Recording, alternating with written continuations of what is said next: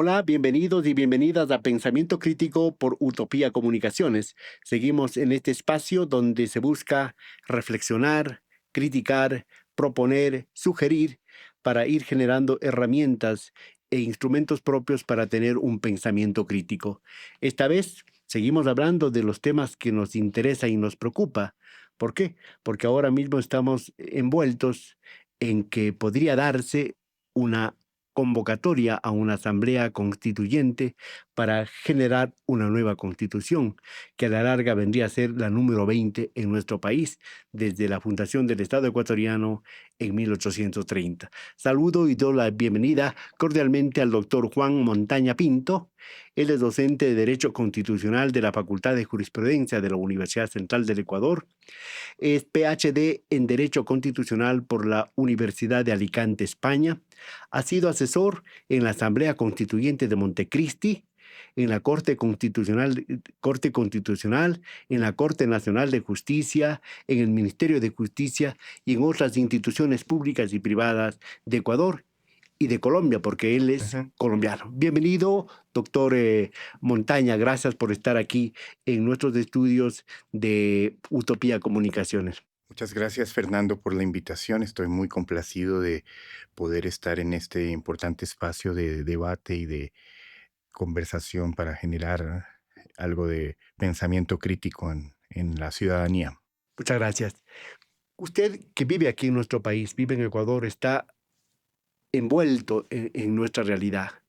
¿Cómo ha visto lo que ha pasado en los últimos tiempos en Ecuador a partir del gobierno de Moreno, por ejemplo, luego del señor Lazo, ahora mismo del señor Noboa, que ha sido reelecto y gobernará hasta el 2029 en nuestro país? ¿Usted qué cree? ¿Tenemos en el Ecuador una institucionalidad fuerte o se ha menoscabado, un poco ha destruido, se ha debilitado en nuestro país la institucionalidad, tomando en cuenta que nuestra democracia dice que es joven porque la volvimos a conquistar y a reconquistar luego de las dictaduras en 1979. 1979? ¿Qué piensa usted? Bienvenido. Bueno, muchas gracias nuevamente. Bien, yo sí debo decir que el Ecuador o la democracia ecuatoriana es una democracia débil y lo ha sido siempre. Y lo ha sido siempre, em, con una muy precaria institucionalidad, eh, digamos, desde la época del siglo XIX, cuando existía esto que se llama el sistema oligárquico terrateniente, que luego se transformó en oligárquico empresarial en el siglo XX. Nunca la lógica que se quiso dar a este país fue una lógica de institucionalidad. Eh, Somos un Estado liberal, una democracia liberal, formalmente liberal, pero realmente siempre, digamos, los criterios clientelistas y los criterios personalistas y los criterios un poco más de, de, de grupo han, mm, son más importantes a la hora de organizar el Estado y de que funcione el Estado que una lógica realmente racional y democrática como la que debería ser. Ahora bien, em, yo debo decir, yo vine a este país en el año 2016 y que desde el 2016 hasta digamos, 2006, perdón, del 2006 hasta el 2017, con todos los defectos, con todos los criterios que uno pueda tener en contra y las observaciones que le puede haber hecho al digamos, régimen correísta, ¿no? Sí fue una experiencia y un esfuerzo muy consistente y sistemático de institucionalización del país. Con este contexto, y lo que ahora mismo estamos viviendo dentro de la coyuntura, ¿cómo está la institucionalidad? Usted nos hizo una descripción Sí. un poco histórica, ¿verdad? Ujú. Del origen del Estado ecuatoriano, del asunto. terrateniente, oligárquico, luego financiero, luego y toda esa cosa. Mm. Ahora mismo, en estos 18 meses que va a cumplir el señor presidente Noboa y luego tendrá 4 años, ¿qué cree? ¿Cómo está la institucionalidad? Tomando en cuenta lo que ha pasado Bueno, del Consejo Nacional Electoral, del Tribunal Contencioso, de la vicepresidenta, hay un montón de elementos. déjeme decirle lo siguiente. Desde el 2017, no solamente en este año y medio, sino desde el 2017 para acá, hemos venido en un lamentable proceso de desestructuración del Estado, de desmonte del Estado y de retroceso. Todo lo que habíamos avanzado en términos de institucionalidad se ha perdido. Y lamentablemente, eso obviamente en los dos gobiernos, el de Lenín Moreno y el del señor Lazo, pero lamentablemente en este año y medio que ha gobernado el actual presidente, y yo sospecho que también en los próximos 4 años lo que vamos a vivir es un proceso de aún mayor desinstitucionalización, de mayor concentración del poder en esas élites, ¿no? Esas élites que ni siquiera son élites industriales, ¿no? Sino son élites familiares, Rentistas, ¿no? rentistas, ¿no? Porque ni siquiera producen riqueza, ¿no? O por lo menos este presidente creo que nunca ha producido riqueza en el país. Y en este contexto, ya para ir aterrizando en su pregunta, yo creo que la situación constitucional es de alta complejidad, muy, muy difícil y estamos ante un escenario muy complicado. Em, ya tendremos ocasión de hablar un poco más de esa propuesta del presidente de la constituyente, pero creo que nunca habíamos estado tan en peligro. O sea, es verdad que hemos, como le digo, debilitado esa institucionalidad débil que ya teníamos hasta un grado sumo, pero en este año y medio peor aún ha sido. Porque la figura del presidente, eh, él no respeta ni siquiera formalmente, ¿no? Desde 1830 hasta hace poco, estas élites gobernantes por lo menos se tomaban el trabajo de formalmente respetar las formas. Ahora ni siquiera las formas se respetan, entonces estamos en un proceso de fascistización muy complejo. Bueno, con todos los defectos, porque la Ujú. Constitución de Montecristi del 2008 Tiene no ha defectos. sido perfecta, ¿verdad? Ha tenido un montón de situaciones, pero con todas esas ambigüedades, Ujú. con todos esos vacíos constitucionales y legales que hay en el país, Sí, el asunto va también por el de quienes aplican, claro. de las personas, ¿sí? Porque pueden ser las mejores leyes de un momento determinado, la mejor constitución, pero si hay otros propósitos del poder de turno, pues esas De leyes nada vale la mejor ley. no tienen mucho sentido. Pero para corregir en el Ecuador, yo le decía al inicio, nosotros tenemos 195 años de vida republicana Ujú. desde 1830. Desde entonces tenemos 19 constituciones, 20. Ya vamos 20, a la 21. ya, que más o menos es cerca de 10 años en promedio de Ujú. existencia, 9 años y Una pico, constitución por cada década. cada década, ¿no es cierto? Esta de ahora tiene más duración, como 17 años ya. Ujú. Se cree en el Ecuador, eso nos han hecho creer los políticos, los sectores de poder, que con una reforma, con una consulta popular, con un referéndum o con Un una cambio de asamblea ley. constituyente, un cambio de ley, se cambian los problemas y se corrigen los problemas. Ujú. ¿Por qué se llega a ese estado de cosas? ¿Por qué creer que eso es así cuando nosotros vemos que con 20 constituciones no ha pasado nada? Seguimos igual, a ratos peor. Sí, digamos que tenemos un defecto, no solo en Ecuador, sino creo en América Latina, heredado, entiendo yo, de la cultura, eh, digamos, castellana que nos impusieron aquí, que es el fetichismo normativo, ¿no? Tenemos un fetichismo por las normas, creemos que todo se cambia y todo de la noche a la mañana se transforma solo con cambiar las normas, con cambiar las leyes, con cambiar las palabras. Y resulta que tanto las normas como las leyes como las palabras, si no hay voluntad de aplicación, eso se lo lleva el viento. Y eso es lo que ha pasado. Per se no funcionan. Pues. No, no, la norma puede ser la mejor constitución del mundo, ¿no? O sea, por ejemplo, en la Revolución Francesa hubo una constitución, la de 1793, que nunca se aplicó y era una constitución profundamente democrática. Entonces, ¿qué hubiera pasado en el mundo si realmente eh, en lugar de Napoleón se desarrolla esa democracia en la Revolución Francesa? Pues no lo sabemos, ¿no? Pero imagínese, esa mejor constitución no la aplicaron, nada cambió. Luego nos han dicho, con todos sus defectos y tal, yo sí creo un poco que la Constitución del 2008, la Constitución de Montecristi, es una constitución que tiene un gran espíritu, un proyecto muy potente en términos políticos, culturales y incluso jurídicos. ¿Y cuál es el problema de esa constitución? No es su texto, porque si uno revisa la opinión pública comparada, ¿no?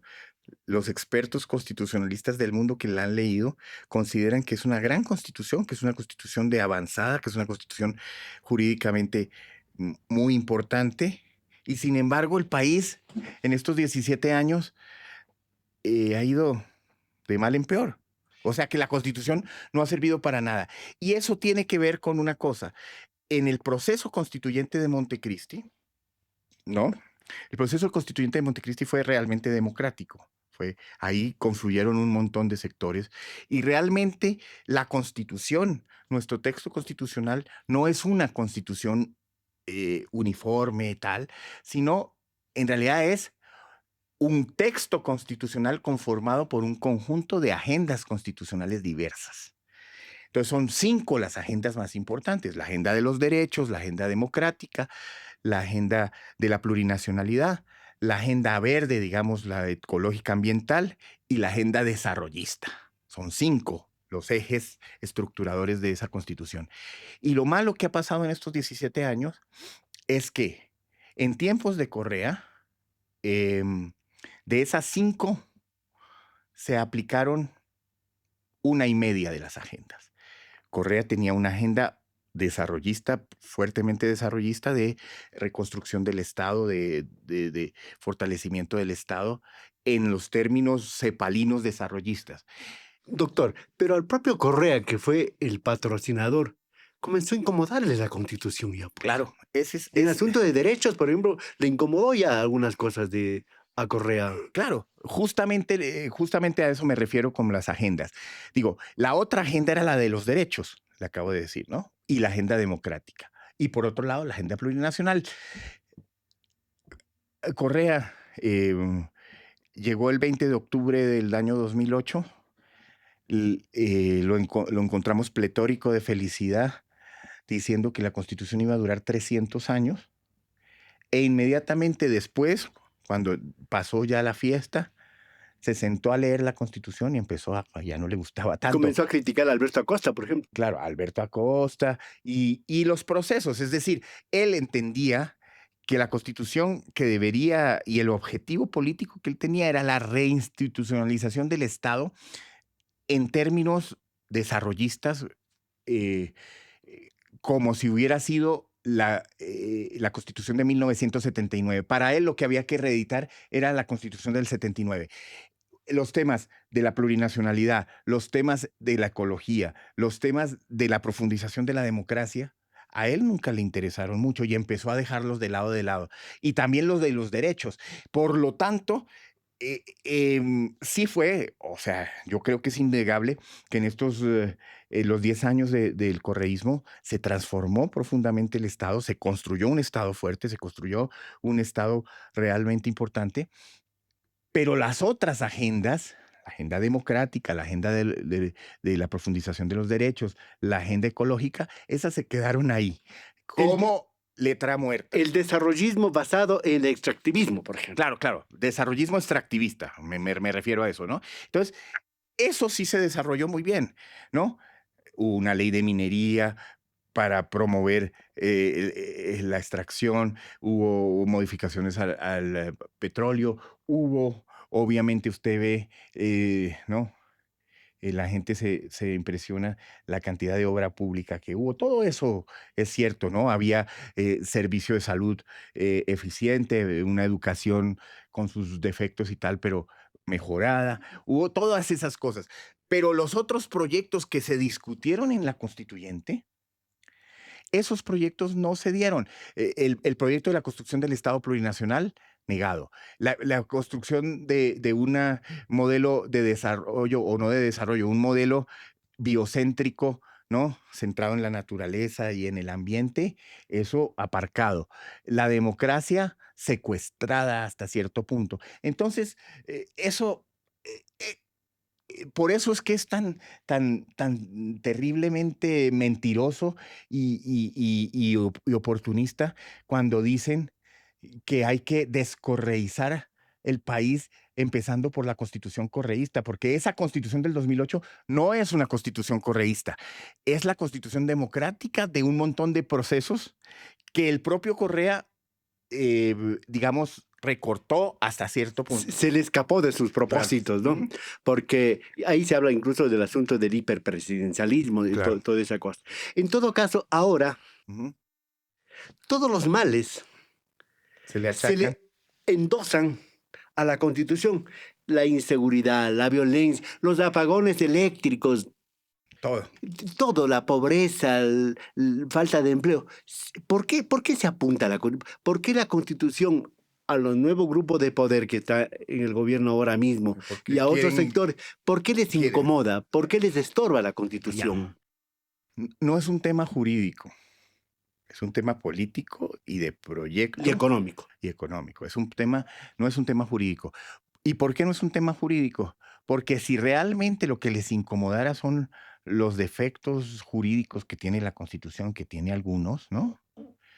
La vía de reforma ya la tiene la propia Constitución y es una reforma parcial, ¿no?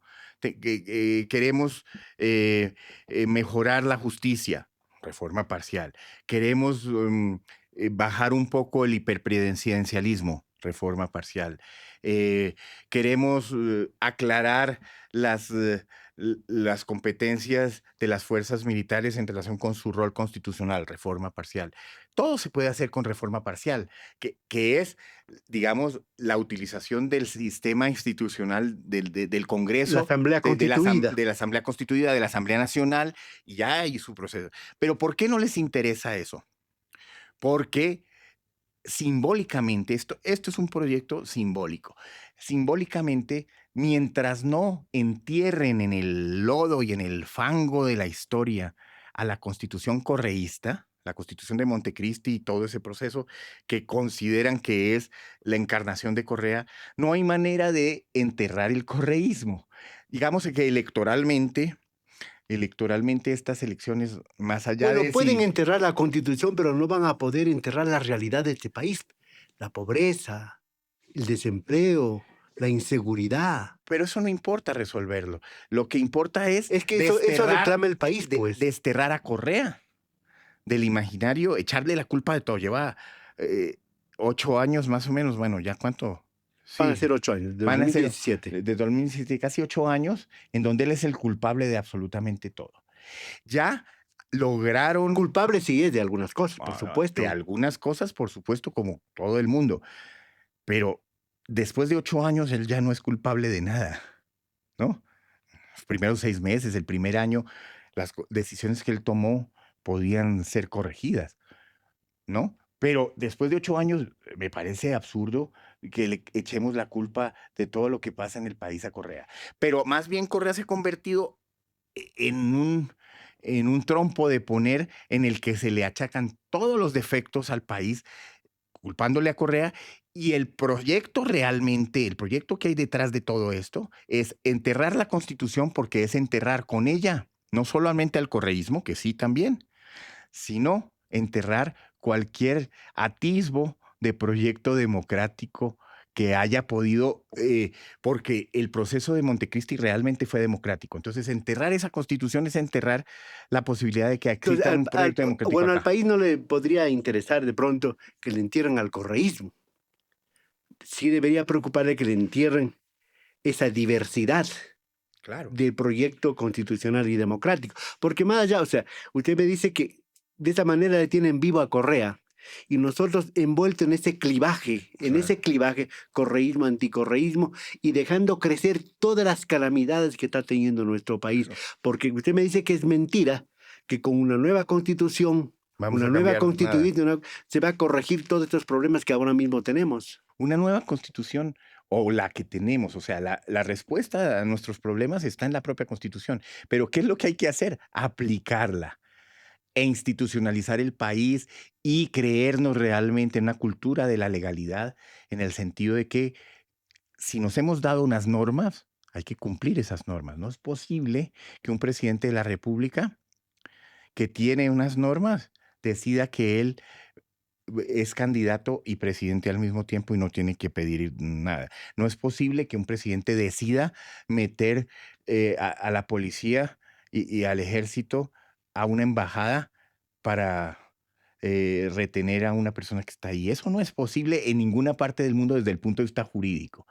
Entonces, eh, eso es posible en un país que no tiene institucionalidad, eso es posible en un país al que no le importa el derecho y por lo tanto la Constitución pues ya no importa, ya está. Entonces, pero el problema y el engaño que tenemos ahorita es que justamente vamos a crear una nueva constitución, que ahorita, si usted quiere, podemos hablar un poco de del contenido de esa nueva constitución y de esas posibilidades. A eso iba. O sea, Pero ¿qué tipo de... tengamos esa constitución nueva mientras no haya verdadera voluntad política de que esa o cualquier otra constitución se aplique, no va a ser posible. ¿Qué pasó con la constitución del 1979? Que es una gran constitución desde una perspectiva, digamos, desarrollista, una perspectiva, ¿no? Una gran constitución. Esa constitución la expidieron en el 79 y ya en el 83 la dejaron de aplicar y cambiaron el régimen, ¿no? Era un régimen, digamos, socialdemócrata, el que se perfilaba en esa constitución, con todos sus defectos que tuviera, pero era un régimen socialdemócrata. En el año 83 la convirtieron en un modelo oligárquico empresarial neoliberal Acomodando al sin que tuvieran ni siquiera que cambiar la constitución. Entonces, entre el 83 y el 98 vivimos eso. Luego la constitución del 98, con todos sus defectos, tenía algunas cosas buenas. Nunca la aplicaron, nunca se aplicó y por eso tuvimos que ir a la constituyente del año Bueno, 2008. ya, la constitución de Montecristi Ujú. es dechada en el asunto doctrinario, Sí, declaración de derechos. Ahí tenemos los derechos de la derechos naturaleza. colectivos, de la naturaleza, la diversidad, la pluriculturalidad y todo lo demás. Y en la parte orgánica, en la parte dispositiva, ¿entiendes? Tiene sus elementos en donde puede haber un montón de vacíos, un montón de cuestionamientos. Por ejemplo, el Consejo de Participación Participación ciudadana. Ciudadana y un sinnúmero de Pero cosas. fíjese, Todo eso usted ha dicho que es corregible mediante reformas en la parciales. Asamblea Nacional Sí, sí, Constituyente sin necesidad de llegar a una constituyente. constituyente. Y de darse una constituyente no tiene que ser de plenos poderes. No tiene que ser de plenos poderes. Y dos, no tiene que irse en contra de esos derechos, porque la propia Corte Sí, sí, sí. Constitucional dijo que son intocables Los derechos, sí, los son- derechos. No se puede son el ámbito de lo retroceder. No, indecidible no se democráticamente. puede retroceder en aquello. Entonces usted me dice, quiere hablar, y hablemos así muy puntual y rápidamente, ¿qué tipo de constitución Vamos a pretenden creer. escribir? Bueno, primero que todo, como le dije, el proyecto no tiene que ver tanto con los problemas jurídicos de la actual Constitución que se pueden resolver, sino que el proyecto es enterrar simbólicamente lo que significó tanto el correísmo por un lado, que ya lo enterraron electoralmente y ahora lo quieren enterrar definitivamente políticamente y simbólicamente, y adicionalmente el proyecto es enterrar la Constitución misma, todo lo que se dijo ahí. Entonces, recuerde usted que desde el tiempo de Julio César Trujillo, ¿no? Él ya planteaba que el objetivo era descorreizar el país y que para descorreizar el país había que romper con los temas de la Constitución y que había que volver al régimen de la partidocracia anterior, o sea, la que rigió entre 1979 y el año 2008. Eh, Había que volver ahí. Y para volver ahí, bueno, pues entonces se plantearon una serie de reformas, ¿no? La eliminación del Consejo de Participación Ciudadana y Control Social, eh, el cambio del nombre de Asamblea Nacional a Congreso de la República, el cambio del nombre del tipo de Estado, y ya no sea un Estado constitucional de derechos y justicia, sino un Estado social, ¿no? De derecho, volver al tema de las tres funciones del Estado, eliminar eso del Estado participativo y pluralista y volver a un Estado democrático clásico, ¿no? Esos son los proyectos que digamos que tiene la inteligencia orgánica del régimen, que la tienen desde que fue formulada por el propio Julio César Trujillo. Entonces, ya desde esa época está claro lo que quieren hacer. Eso se puede hacer perfectamente a través de reformas parciales, pero no lo pueden hacer así porque entonces dejarían vivo, aunque fuera un fantasma, pero dejan vivo el fantasma de la Constitución del 2008. Entonces, hay que cambiar la Constitución y hay que cambiarla de raíz. ¿Y cuáles serían los temas puntuales que le interesan a Baselis y que están patrocinando esta nueva constitución? ¿Cuáles serían, así brevemente? Brevemente, primero, la eliminación del Consejo de Participación Ciudadana y Control Social. Pero no sirve para nada, pues. No, aunque no sirva, pero como le digo, no es jurídico, es político. Hay que eliminarlo de plano y devolverle esas facultades A la Asamblea. a la Asamblea Nacional o al Congreso. Yo creo que se va a volver a llamar Congreso. Volver al modelo clásico de tridivisión de poderes. Volver a un modelo de concentración del poder en el presidente que no, o sea, en eso sí se va a conservar. Vamos a también a cambiar en el tema de los derechos, en términos ni siquiera de contenido, sino nominativamente.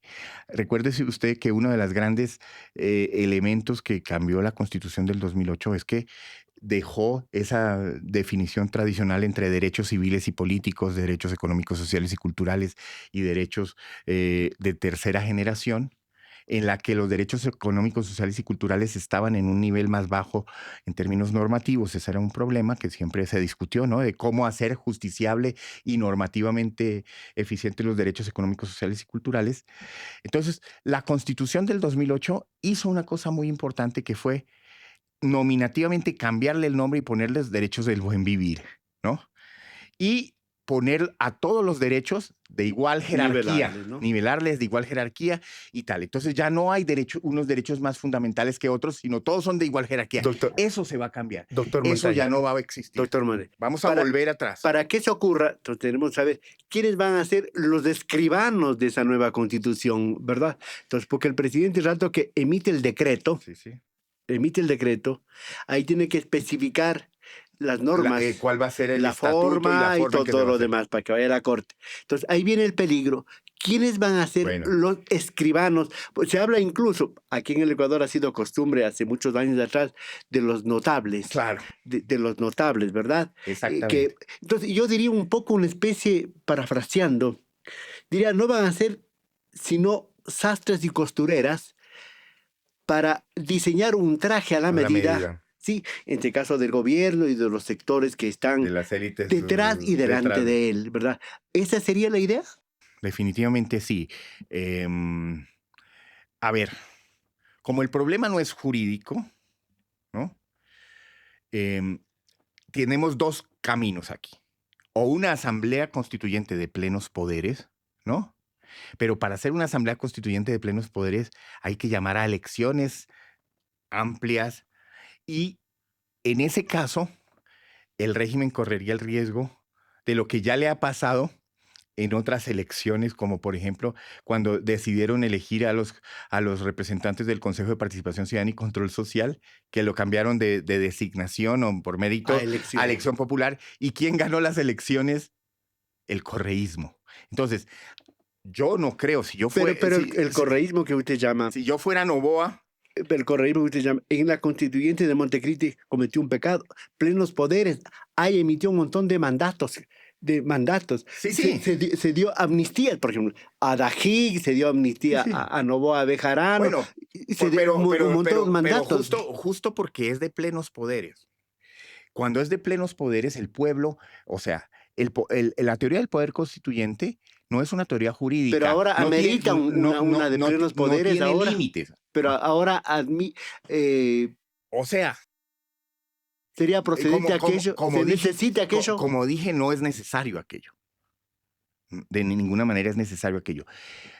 Pero además, yo creo que al régimen tampoco le va a convenir eso.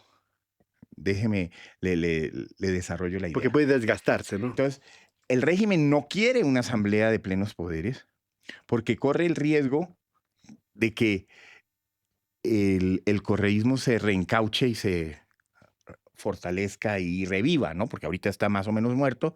Entonces, yo no creo que le den la ocasión de una asamblea constituyente de plenos poderes que pueda cambiar el régimen como lo hizo la del 2008. No creo que ese sea el itinerario. Más bien yo creo que la propuesta va a ser una parecida a la que se dio en 1977-78 con la comisiones, con la Ley General de Elecciones y en donde se creó un espacio de lo que se llama una comisión de notables que redactó un proyecto como usted dice, a la medida del régimen, redacta un proyecto y lo que nos van a poner a hacer a los ciudadanos es a votar en un plebiscito, en un referéndum aprobatorio y nosotros ya no vamos a tener ninguna incidencia en la construcción del contenido de la Constitución. Eso es lo que va a pasar. Doctor Montañez, vamos terminando. Sí. Aquí hemos hablado mucho del correísmo. No podemos omitir de hablar del correísmo porque la mayoría de ciudadanos no necesariamente es correísta. Este país tiene que salir de ese clivaje que nos está matando y distrayendo. Pero, ¿sabe cuál es el problema? Yo estoy de acuerdo con que no deberíamos hablar del correísmo. Absolutamente de acuerdo. Pero el problema es que este régimen vive del clivaje correísmo-anticorreísmo. Y no lo van a... o sea, ¿por qué ganó Noboa las elecciones ahorita? No porque fuera buen candidato, no porque hubiera gobernado bien en el año y medio que gobernó, no porque la gente sintiera que el país iba bien. Habíamos tenido la crisis eléctrica, la crisis de seguridad, todas las que usted mencionó anteriormente. ¿Y quién era el responsable de eso? Pues Noboa. Y sin embargo, la gente votó porque él se perpetúe en el poder 4 años más. ¿Por qué se hace eso?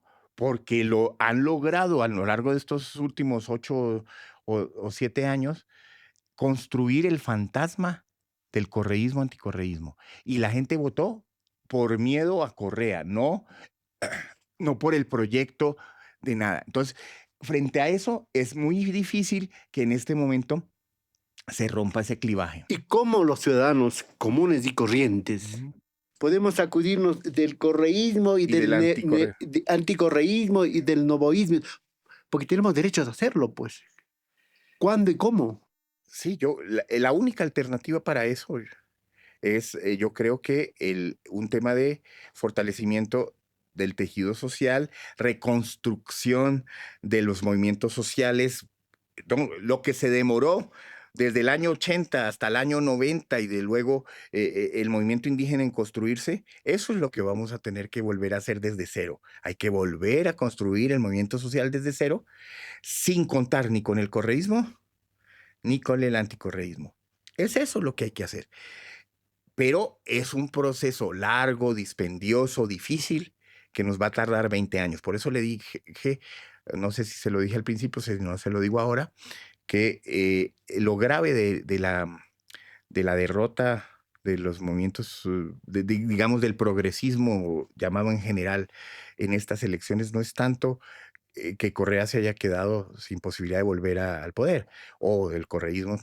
Eso no es lo grave. Lo grave es que vamos a tener 20 años, hay que pasar el desierto, 20 años de reconstrucción de una opción democrática y popular de poder a partir desde abajo.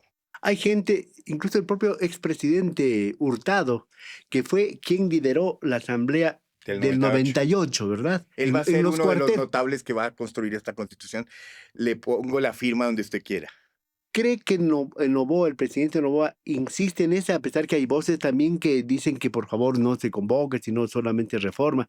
¿Cree que escuche eso, tomando en cuenta incluso la calamidad económica? Porque una asamblea Cuesta constituyente, 200 millones de dólares. más de 200 millones, porque son 3 elecciones, y el pago de los constituyentes y de todos sus asesores va a costar más de 200 millones de dólares. Es totalmente inconsecuente, inconveniente e innecesario la convocatoria a una asamblea constituyente. Pero yo me temo que por lo que le dije, que el objetivo no es cambiar la constitución, sino enterrar simbólicamente lo que representa esa constitución, la única manera de hacerlo es no haciendo una asamblea constituyente, porque como le dije, no le conviene al régimen hacerlo, sino convocar un proceso digamos, proceso donde unos notables, juristas notables, redacten un proyecto, ¿no? Un proyecto y nosotros vamos a votar en unas solas elecciones, en una referéndum aprobatorio. Eso es lo que va a pasar. Y va a utilizar este sentimiento y resentimiento que tiene la población que demostró entonces en las elecciones pasadas. Claro. O sea, porque votó en contra de sus propios intereses. ¿A quién le va a interesar tener un presidente tan ineficaz y tan malo, que ya ha demostrado en la práctica ser un pésimo presidente, como Noboa, que solamente gobierna para los intereses de su familia y de sus amigos, porque ni siquiera para la élite empresarial, la que supuestamente representa, porque ni siquiera es eso, sino para su familia? ¿A quién con un poco de racionalidad podría votar por semejante candidato? Nadie, y sin embargo votaron mayoritariamente e incluso, ¿no? 10 puntos por encima. 10, 11, 12 puntos. Bueno, yo agradezco la presencia del doctor Juan Montaña Pinto, profesor de Derecho Constitucional de la Universidad Central del Ecuador y conocedor de este tema. Pues queda abierto el debate. Invitaremos a otras voces que tengan otro pensamiento, Claro. otra opinión, porque nuestra idea es no direccionar nada, sino dar los insumos, los instrumentos para que la gente saque su propia conclusión. Entonces yo seguiré invitando. Muchas gracias A todo lado. por esa invitación y a su disposición siempre para este debate y otros sobre cualquier tema de interés. Muchas gracias. Reitero mi agradecimiento al doctor Juan Montaña Pinto, docente universitario, experto en Derecho Constitucional, por haber comparecido aquí en Pensamiento Crítico de Utopía Comunicación.